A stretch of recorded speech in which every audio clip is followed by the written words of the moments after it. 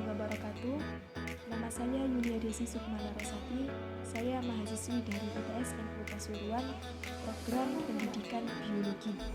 Saya di sini akan menjawab soal-soal yang diberikan oleh dosen pengampu kita, yaitu Bu Biologis MSI. Di sini saya akan menjawab soal-soal yang diberikan oleh dosen pengampu kita. Untuk soal yang pertama, pengertian biologi dan manfaat mempelajari ilmu biologi. Biologi adalah ilmu yang mempelajari tentang kehidupan. Ilmu biologi sendiri mempunyai dua macam, yaitu botani atau tumbuhan, dan yang kedua zoologi atau hewan. Manfaat mempelajari ilmu biologi sangatlah banyak bagi kehidupan kita. Contohnya, salah satunya kita dapat mengetahui lebih banyak mengenai tubuh kita. Untuk soal yang nomor 2, pengertian sel, perbedaan sel tumbuhan dan sel hewan. Sebutkan organel-organel hewan dan tumbuhan. Sel adalah unit organisasi terkecil yang menjadi dasar kehidupan. Makhluk hidup itu tersusun dari sel tunggal, misalnya bakteri. Perbedaan dari sel hewan dan sel tumbuhan yaitu sel hewan mempunyai ukuran sel kecil, bentuk selnya bermacam-macam dan dapat berubah bentuk, tidak memiliki dinding sel, dan sel hewan memiliki banyak lisosom. Sedangkan pada sel tumbuhan, ukuran selnya besar, bentuk selnya kaku dan jarang berubah bentuk. Sel tumbuhan juga memiliki dinding sel dan tidak memiliki atau jarang ditemukannya lisosom. Untuk soal yang nomor 3, jelaskan tingkat organisasi kehidupan dimulai dari yang terkecil hingga yang terbesar. Untuk ini contoh gambar dari sel hewan dan sel tumbuhan. Sekarang tingkat organisasi kehidupan mulai dari yang terkecil hingga terbesar. Yang terkecil dimulai dari molekul, dilanjut sel, jaringan, organ, organisme, populasi, komunitas, ekosistem, dan yang terakhir bioma. Untuk molekul sendiri, pengertiannya yaitu bahan kimia dasar atau penyusun kehidupan. Contohnya seperti asam nukleat berupa DNA atau RNA. Sel, yang selanjutnya sel. Sel merupakan bagian struktural dan fungsional terkecil dari makhluk hidup. Untuk yang ketiga, jaringan. Jaringan merupakan kelompok sel yang sejenis atau tidak sejenis. Berarti kalau bukan sejenis, bukan dinamakan jaringan. Jaringan juga memiliki bentuk dan fungsi yang sama dalam bentuk makhluk hidup multiseluler. Selanjutnya organ. Organ merupakan kumpulan beberapa jaringan yang berbeda dan bekerja sama untuk melakukan fungsi-fungsi tertentu. Setelah organ ada sistem organ.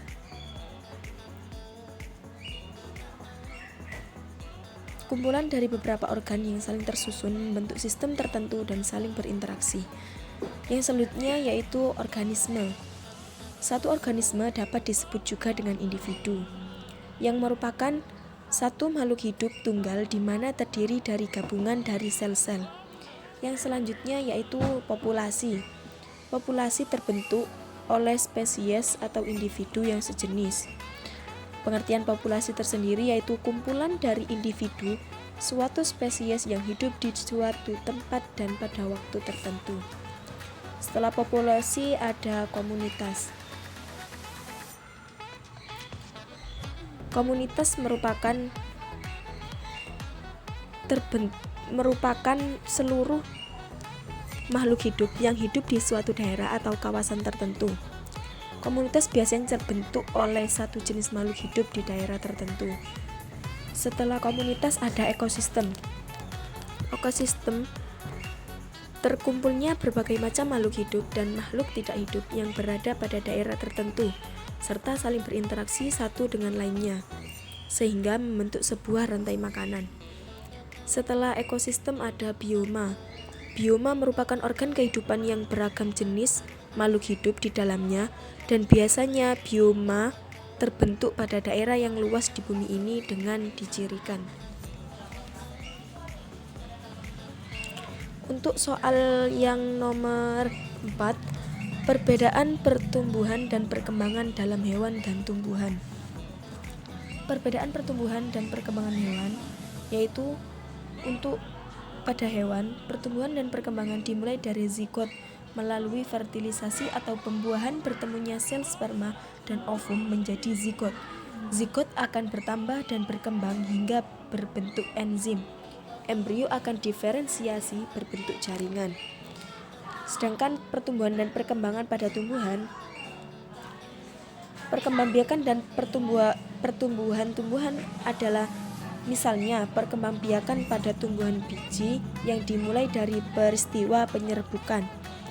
Penyerbukan sendiri pengertiannya yaitu jatuhnya serbuk sari di atas kepala putih. Nah, setelah terjadi penyerbukan inti generatif serbuk sari di dalam, serbuk sari akan membelah menjadi 2 sel sperma.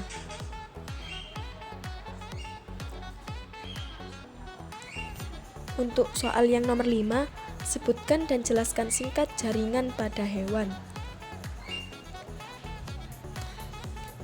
Jaringan pada hewan terdapat ada 4. Yang pertama jaringan epitel, yang kedua jaringan otot, yang ketiga jaringan ikat, dan yang terakhir jaringan saraf. Untuk pengertian jaringan epitel, merupakan sebuah jaringan di mana dibentuk oleh lapisan sel-sel untuk menutupi maupun melapisi organ, di mana berfungsi untuk melindungi organ sebagai penyerapan dan sekresi. Jaringan otot. Jaringan otot merupakan sebuah jaringan yang berisi sel-sel serta serat yang berfungsi sama. Yang ketiga, jaringan ikat. Merupakan sebuah jaringan yang berfungsi mengikat antar jaringan tubuh, di mana berperan dalam menjaga suhu tubuh serta mekanisme pertahanan regenerasi. Untuk jaringan yang terakhir yaitu jaringan saraf, merupakan sebuah jaringan yang menerima rangsang serta meneruskan dan berfungsi untuk mengatur aktivitas otot. Jaringan untuk yang soal nomor 6, sebutkan dan jelaskan singkat jaringan pada tumbuhan. Jaringan pada tumbuhan yaitu yang pertama jaringan meristem. Jaringan meristem merupakan jaringan yang sel-selnya aktif membelah diri. Yang kedua, jaringan penyokong yang berfungsi sebagai penguat atau penyokong tumbuhan. Yang ketiga, jaringan dasar atau jaringan parenkim, merupakan jaringan yang mengisi ruang antar jaringan dan merupakan tempat berlangsungnya fotosintesis. Untuk yang keempat, jaringan pengangkut, merupakan jaringan yang berfungsi untuk proses pengangkutan zat-zat yang ada di dalam tumbuhan. Yang terakhir, jaringan pelindung atau epidermis, merupakan jaringan yang melindungi permukaan tumbuhan. Untuk soal yang nomor 7, jelaskan singkat hukum Mendel 1 dan 2. Hukum Mendel 1 disebut sebagai segregasi, yang mana merupakan sebuah gen dan alel yang terjadi saat pembentukan sel gamet. Bunyi dari hukum Mendel 1 yaitu ketika berlangsung pembentukan gamet, 2 gen yang berpasangan akan dipisahkan ke dalam 2 sel atau gamet secara bebas. Hukum Mendel 2 disebut juga sebagai asortasi, yang mana merupakan sebuah proses penggabungan antara gen dan alel yang mengatur sifat tertentunya. Bunyi dari hukum Mendel 2 yaitu ketika berlangsung pembentukan gamet, gen-gen yang memisahkan diri dari suatu pasangan akan secara bebas berkelompok dari gen-gen lain yang berasal dari pasangan lain.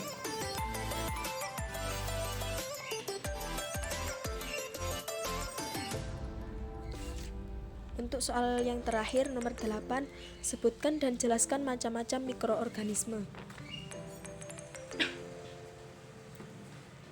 Mikroorganisme yang pertama yaitu bakteri. Bakteri merupakan organisme multiseluler dan termasuk prokariot